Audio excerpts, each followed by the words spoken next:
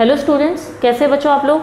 अपन जो स्टार्ट करेंगे अपना नया चैप्टर स्टार्ट कर रहे हैं आज, जो कि क्या है आपका periodic table and periodic properties. ठीक है, पीरियोडिक प्रॉपर्टीज़ क्या होती है बच्चों, पीरियोडिक टेबल क्या होती है उसको हम लोग समझेंगे। अब उसको समझने से पहले बच्चों आज अपन स्टार्ट कर रहे हैं कि पीरियोडिक टेबल बनी कैसे। एक्चुअल में पीरियोडिक टेबल वो टेबल होती है जिसके अंदर अपन क्या करते हैं, डिफरेंट एलिमेंट को बच्चों अरेंज करते हैं। अगर आप अपनी बुक में डायग्राम देखेंगे बच्चों तो आप लोगों को खुद को समझ में आ जाएगा कि आप पीरियोडिक टेबल देखोगे बच्चों, पीरियोडिक टेबल के अंदर क्या होता है, डिफरेंट एलिमेंट अरेंज है, जिसके अंदर हम लोग क्या देखते हैं, एस ब्लॉक एलिमेंट किस तरह अरेंज होते हैं, पी ब्लॉक एलिमेंट बच्चों कैसे अरेंज होते हैं, डी ब्लॉक और एफ ब्लॉक एलिमेंट्स वहाँ पर अरेंज किए जाते हैं और उनको उनके एटॉमिक नंबर के अकॉर्डिंग सिस्टमेटिक अरेंज किया हुआ होता है।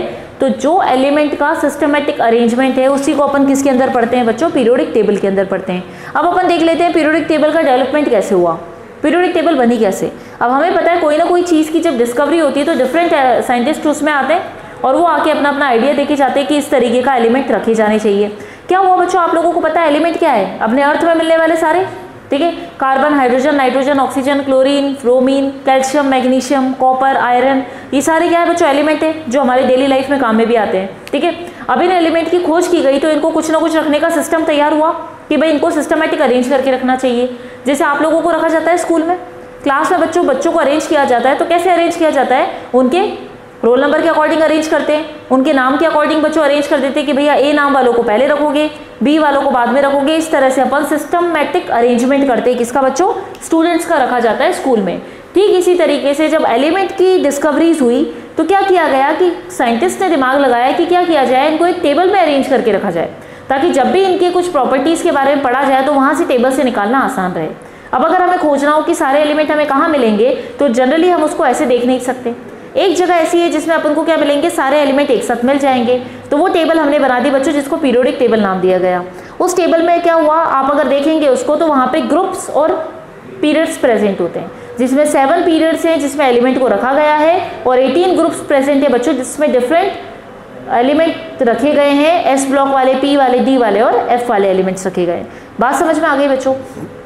अब ये रखने का दिमाग आया कि भैया पीरियोडिक टेबल में एलिमेंट को अरेंज कर दूं। अब अरेंज करने का काम आसान नहीं था क्योंकि सबकी प्रॉपर्टी पता नहीं थी और कुछ समय तक सारे एलिमेंट भी पता नहीं थे। धीरे धीरे करके इनकी डिस्कवरीज हुई बच्चों। तो सबसे पहले क्या किया गया, अब अलग अलग साइंटिस्ट ने दिमाग लगाना चालू किया तो कि क्या तरीका अपनाया जाए जिससे उनको अपन टेबल में अरेंज कर पाएँ। तो सबसे पहले आए लेविजर साइंटिस्ट आए थे, एंटनी लेविजर साइंटिस्ट हैं बच्चों ये। इन्होंने अपना क्लासिफिकेशन दिया, सभी साइंटिस्ट ने अपना अलग अलग क्लासिफिकेशन दिया और लास्ट में जाके एक साइंटिस्ट का क्लासिफिकेशन को फाइनल किया गया और उन्हीं के बेसिस पे हमारी मॉडर्न पीरियोडिक टेबल जो हम पढ़ते हैं वो उन्हीं के अकॉर्डिंग बनी है। बात समझ गए इतनी। अब यहाँ पे सबसे पहले बच्चों आए लेविजर साइंटिस्ट, उन्होंने अपना क्लासिफिकेशन दिया।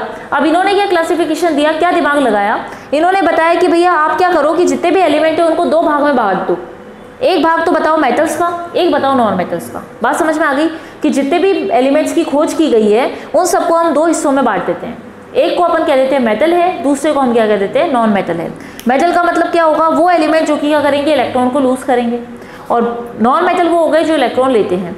जो इलेक्ट्रॉन देते हैं वो मेटल्स, जो लेते हैं वो क्या हो गए, नॉन मेटल्स। ठीक है, और मेटल जैसे एग्जाम्पल ले लिया सोडियम का, सोडियम ने 1 इलेक्ट्रॉन दे दिया तो मेटल की श्रेणी में आ गया। क्लोरीन ने 1 इलेक्ट्रॉन दे दिया तो वो क्या हो गया, नॉन मेटल हो गया। तो ये तो क्या दिमाग लगाया किसने, लेविजर साइंटिस्ट ने, कि भाई जितने भी एलिमेंट है उनको 2 कैटेगरी में बांट दो, उसके बाद उनको टेबल में अरेंज कर दो, उनके पास उनका क्लासिफिकेशन कर दो। अब क्लासिफिकेशन इन्होंने अपने दिमाग से लगाया बच्चों तो मेटल और नॉन मेटल में कर दिया। लेकिन अगर अपन बात करें तो सारे के सारे एलिमेंट मेटल और नॉन मेटल नहीं हो सकते। तो यहाँ पे उनकी क्या निकल के आई, लिमिटेशन निकल के आई, कमियाँ निकल के आई। पहली कमी क्या थी, as number of element increases classification insufficient. जैसे जैसे नंबर ऑफ एलिमेंट बढ़ता जाएगा, जैसे मान लेते हैं 5 और 10 तक तो ये सही है, 20 तक भी सही है। अब 20 के आगे जैसे एलिमेंट बढ़े तो ये क्लासिफिकेशन हमारा पूरी तरीके से काम में नहीं आएगा, या हम कह सकते हैं पूरा सही नहीं है, एक तरह से अधूरा क्लासिफिकेशन है। क्योंकि हो सकता है कुछ एलिमेंट ऐसे भी आ जाएं जो कि क्या हो, दोनों की प्रॉपर्टी रखते हो, जो मेटल भी हो जो नॉन मेटल भी हो। बात समझ गए। तो यहाँ पे हमारी फर्स्ट लिमिटेशन क्या है कि जैसे नंबर ऑफ एलिमेंट बढ़ेगा, इंक्रीज होगा, क्लासिफिकेशन आपका अधूरा रह जाएगा, इनसफिशिएंट है, प्रॉपर नहीं है, क्योंकि ज़्यादा एलिमेंट पे हम सिर्फ यही क्राइटेरिया अप्लाई नहीं कर सकते। सेकेंड पॉइंट आगे कि few element show properties of both. कुछ एलिमेंट होते हैं जो दोनों की प्रॉपर्टी बताते हैं, जो मेटल भी है जो नॉन मेटल भी है। इस वजह से क्या हो गया, ये जो अपना क्लासिफिकेशन था ये गलत हो गया। बात समझ में आ गई बच्चों। लेकिन हमें पढ़ना पड़ेगा, आ सकता है लेविजर का क्लासिफिकेशन क्या था और उसकी लिमिटेशन क्या थी, तो आपको पता होना चाहिए। सेकेंड पॉइंट आते हैं बच्चों अपन प्राउस्ट का हाइपोथेसिस। अब प्रोस्ट साइंटिस्ट है तो उन्होंने अपना एक दिमाग लगा दिया, उन्होंने अपना हाइपोथेसिस दिया। उन्होंने कहा कि भैया मान लो, उन्होंने अपनी एक अलग ही थ्योरी बना दी। वो साइंटिस्ट ने क्या कहा कि सारे एलिमेंट हम मान लेते हैं कि हाइड्रोजन के बने हुए हैं, हमें पता है हाइड्रोजन सबसे छोटा है, तो इन्होंने कह दिया मान लो कि सारे एलिमेंट जो है वो सब किससे बने हुए हैं, ये हाइड्रोजन से बने हुए हैं। ठीक है, ये हाइड्रोजन से मिलकर बने हुए हैं, तो यहाँ पे अपन बता देंगे एटॉमिक वेट निकालोगे एलिमेंट का, तो कैसे निकालोगे, वो बराबर हो जाएगा n into atomic weight of hydrogen. बात समझ गए। अपन ने क्या कह दिया कि भाई सारे एलिमेंट हाइड्रोजन से बने हुए मान लिया।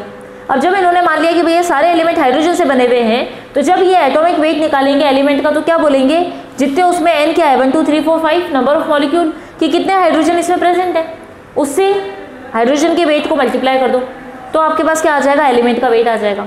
क्योंकि मान लो अपन किसी एलिमेंट को कहते हैं कि भैया एक एलिमेंट जो है वो 10 हाइड्रोजन से मिलकर बना हुआ है, दूसरा हमने बता दिया 15 से 20 से, तो वो वैल्यू रख के आप इसका एटॉमिक वेट निकाल सकते हो। हाइड्रोजन का वेट आपको पता ही है, तो जितने मॉलिक्यूल इसमें जुड़े हैं, जितने हाइड्रोजन मिलके ये एलिमेंट बना है, उतने से मल्टीप्लाई कर दो। n क्या होता है, पूरा नंबर होता है 1 2 3 4 5, तो उससे आपको क्या एटॉमिक वेट निकल जाएगा। बात समझ गए। और हमें पता है एटॉमिक वेट हाइड्रोजन का कितना आता है, बनाता है। तो इन्होंने मान लिया कि भैया दिमाग लगा लो कि सभी मेटल, सभी एलिमेंट हाइड्रोजन से मिलकर बने हुए, उसी के हिसाब से उसका वेट भी निकाल लो। इतनी बात क्लियर है। लेकिन ये प्रॉपर्टी सही नहीं है, क्योंकि क्या होता है, every metal can't be formed by hydrogen.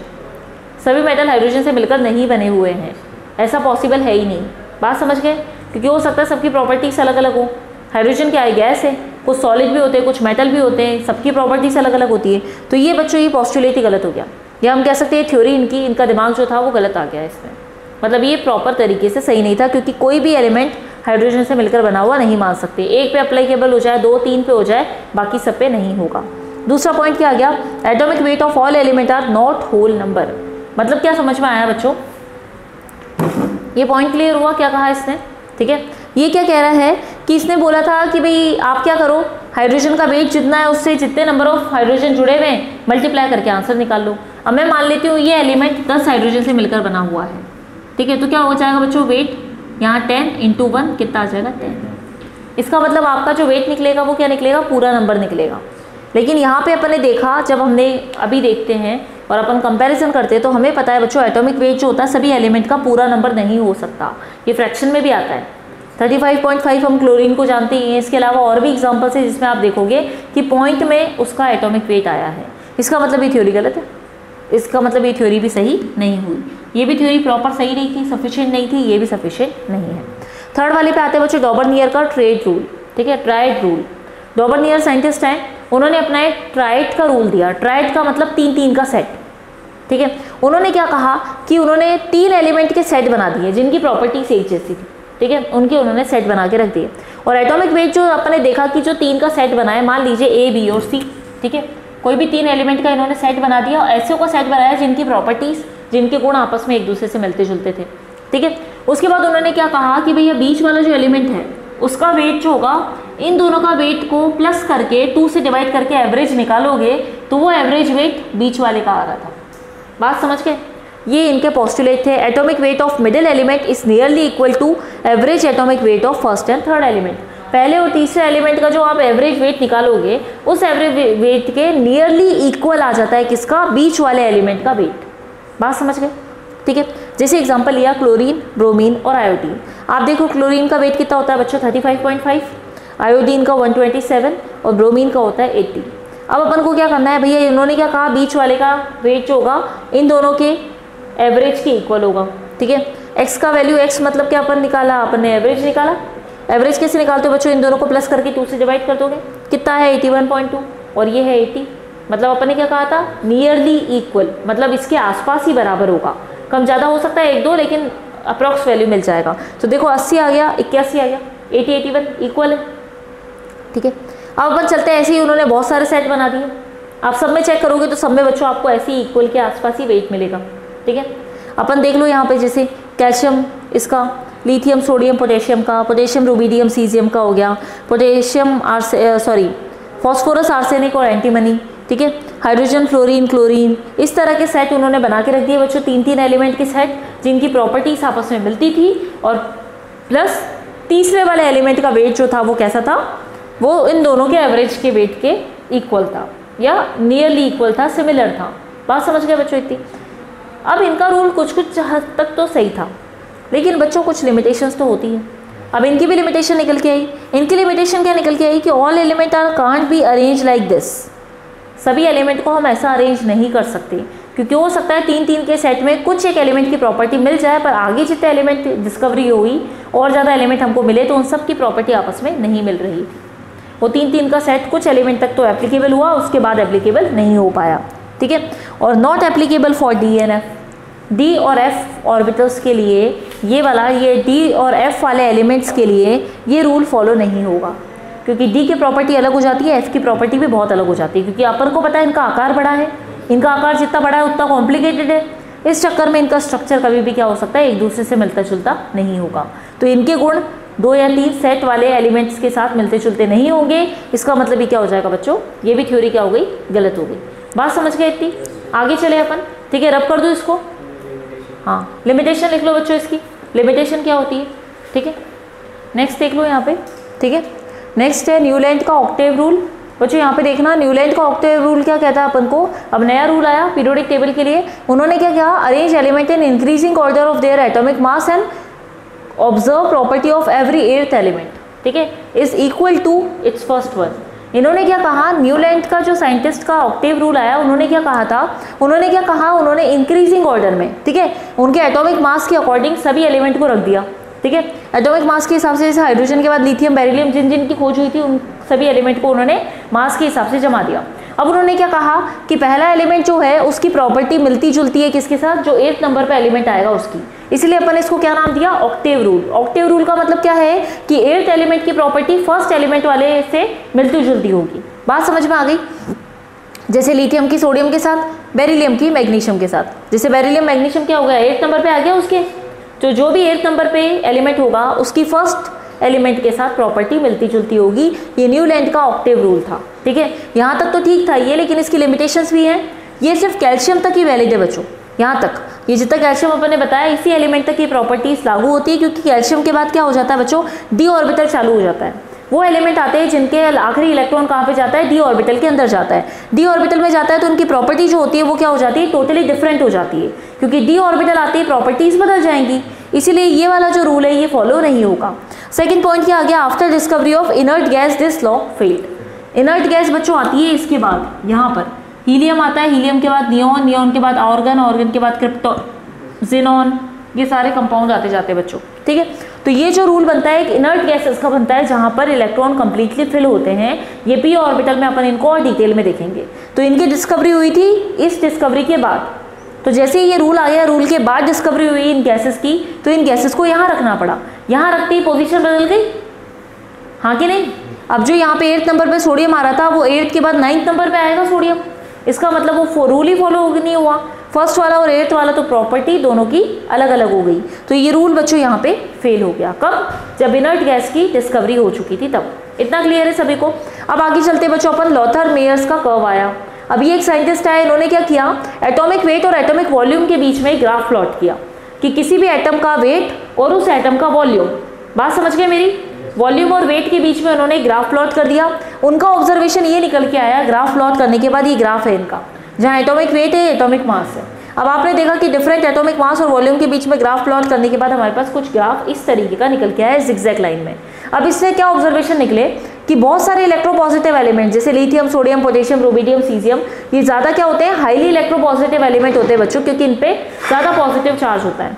तो ये मोस्ट इलेक्ट्रोपॉजिटिव एलिमेंट जो है ये क्या करते हैं, पीक पोजिशन ले लेते हैं, और जिनके पास इलेक्ट्रोपॉजिटिव नेचर मतलब जो लेस इलेक्ट्रोपॉजिटिव है वो क्या करते हैं, लोअर पोजीशन पे जाते हैं। जैसे हम बात करें सोडियम, पोटेशियम, रुबिडियम, सीजियम आता है आगे, ठीक है, लिथियम वाला हो गया, ये क्या होता है बच्चों, हाईली इलेक्ट्रोपॉजिटिव एलिमेंट होते हैं। तो ये तो चले गए टॉप पर, और जो इनसे कम पॉजिटिव थे जैसे बेरिलियम, मैग्नीशियम, कैल्शियम, स्ट्रोंशियम, ये थोड़े कम पॉजिटिव थे तो ये इसके नीचे आ गए। बात समझ गए? सेकेंड पॉइंट क्या निकला बच्चों, मेटलॉइड और transition metals are at bottom part. Transition metalloid अपन ने पढ़ लिया था, ऐसे एलिमेंट जिनमें प्रॉपर्टीज किस किस की होगी, मेटल और नॉन मेटल की। तो इस तरह के एलिमेंट कहाँ पाए गए, बॉटम में पाए गए, नीचे की तरफ पाए गए। उसके बाद थर्ड पॉइंट क्या आया, इलेक्ट्रोनेगेटिव एट असेंडिंग पोजीशन।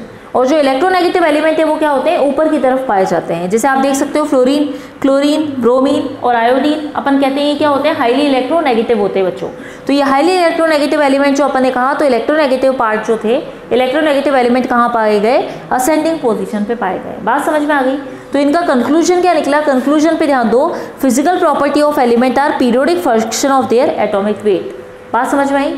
मतलब इनका क्या निकला कि एलिमेंट की फिजिकल प्रॉपर्टी क्या है बच्चों, उनका पीरियोडिक फंक्शन है उनके एटॉमिक वेट का। बात समझ गए, ये पॉइंट समझ में आया। जो भी फिजिकल प्रॉपर्टीज हैं वो एटॉमिक वेट का पीरियोडिक फंक्शन है। एटॉमिक वेट का पीरियोडिक फंक्शन होने का मतलब कि जैसे जैसे आप उसको पीरियड में रखोगे, पीरियोडिक टेबल ही तो है ये एक तरह से, तो ये पीरियोडिक टेबल में जैसे आपने अरेंज किया है तो उसी का फंक्शन क्या है, आपकी फिजिकल प्रॉपर्टी उसके एटॉमिक वेट से। इसका मतलब जैसे एटॉमिक वेट बढ़ेगा वैसे वैसे फिजिकल प्रॉपर्टीज भी क्या होंगी, बढ़ेंगी या घटेंगी। बात समझ गए।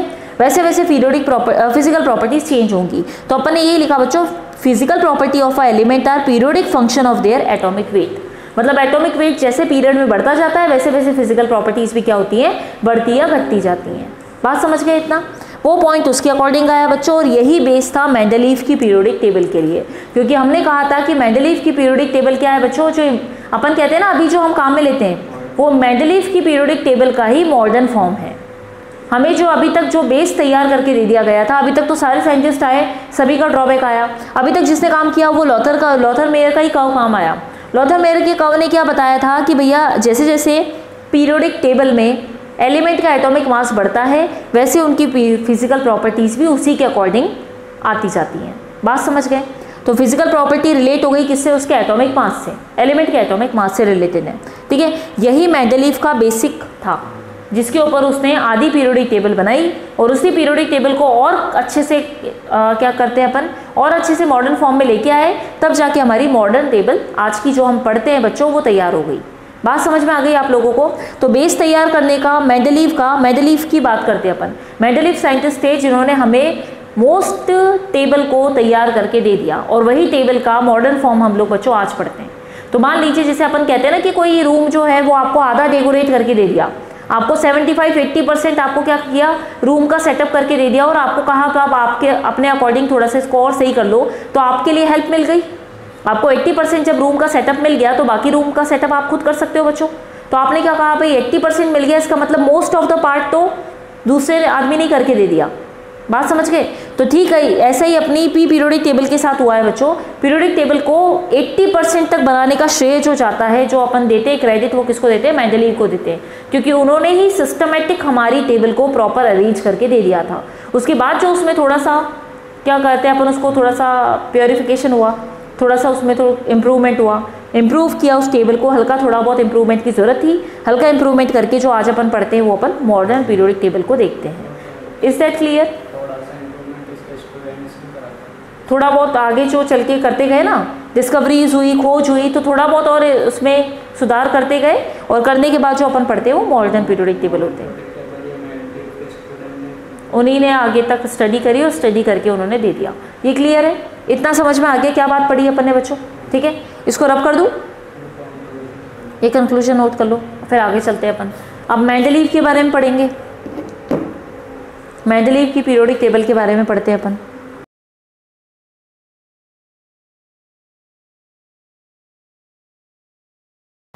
मेंडलीव की पीरियोडिक टेबल आई। अब इसका जो लॉ आया था मेंडलीव का पीरियोडिक लॉ, वो क्या कह रहा था वो नोट कर लेना मेरे साथ।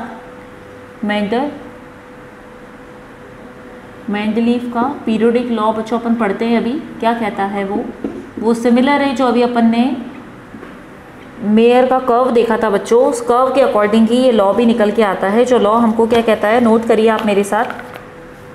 The physical and chemical properties of the physical and chemical properties, दिख रहा है ये, of physical and chemical properties of elements are periodic function of their atomic weight.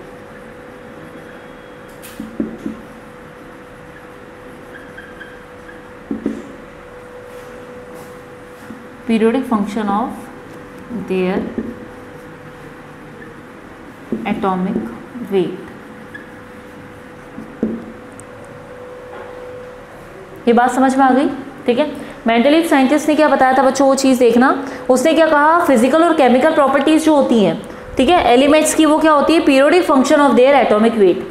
Atomic weight के पीरियोडिक फंक्शन में होती है कौन सी, फिजिकल और केमिकल प्रॉपर्टी। इसका मतलब जैसे जैसे एटॉमिक वेट बढ़ेगा उसी के अकॉर्डिंग फिजिकल और केमिकल प्रॉपर्टीज क्या होंगी बच्चों, उसके अकॉर्डिंग इंक्रीज होंगी, डिक्रीज होंगी, या चेंजेस जो आएंगे वो उनके एटॉमिक वेट के अकॉर्डिंग आएंगे। किसके, एलिमेंट को जिनको आपने प्रॉपर्ली अरेंज किया है। अपन बात करते हैं कि पीरियोडिक टेबल में क्या होता है, जैसे जैसे मास बढ़ता जाता है, जैसे जैसे क्या करोगे, एटम रखोगे, वैसे वैसे उनका एटॉमिक मास बढ़ेगा। एटॉमिक मास बढ़ेगा तो उसी के अकॉर्डिंग उसकी फिजिकल और केमिकल प्रॉपर्टीज भी बढ़ेंगी या घटेंगी।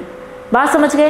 तो यही चीज़ इसका अपन बताते हैं कि फिजिकल और केमिकल प्रॉपर्टी है एलिमेंट की, वो क्या होता है असल में, पीरियोडिक फंक्शन होता है उनके एटॉमिक वेट के साथ। ये था अपना मेंडलीव का लॉ, जिन्होंने मेंडलीव ने पीरियोडिक टेबल दी थी, उन्हीं के अकॉर्डिंग मॉडर्न पीरियोडिक टेबल बच्चों आज अपन पढ़ते हैं और उसको अपन डिटेल में देखते हैं। उसी के अंदर अपने को डिफरेंट एलिमेंट अरेंज की फॉर्म में दिखाई देते हैं। ठीक है, अब इसके कुछ लॉज है बच्चों, लॉज लिख लेते हैं अपन।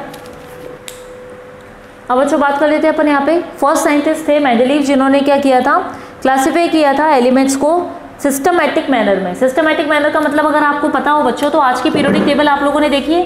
पीरियोडिक टेबल कुछ इस तरीके से अरेंज होती है, जिसमें अपन क्या देखते हैं, रोज बने हुए हैं, कॉलम बने हुए हैं अपने, ठीक है। इस तरीके से अपन क्या बताते हैं, यहाँ पे ग्रुप बताते हैं, ठीक है, ग्रुप्स बताते हैं बच्चों, पीरियड बताते हैं, ग्रुप्स यहाँ पे, पीरियड्स नीचे की तरफ, ठीक है। तो यहाँ पे जो अपन को बताया था, ये जो साइंटिस्ट थे मेंडलीव, वो फर्स्ट साइंटिस्ट थे जिन्होंने क्या किया था बच्चों, क्लासिफाई किया था एलिमेंट्स को सिस्टमैटिक मैनर में। सिस्टमैटिक मैनर में करने का मतलब क्या हुआ कि उन्होंने क्या करा, एक एक एलिमेंट को क्या करा, प्रॉपर अरेंज किया।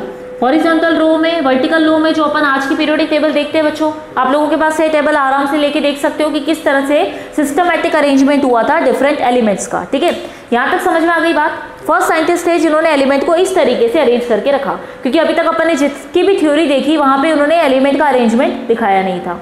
बात समझ गए? उसके बाद आते हैं बच्चों, मेंडलीव के अकॉर्डिंग हॉरिजॉन्टल रोज को उसने नाम दिया पीरियड्स, जो कि कितने थे, 7 थे।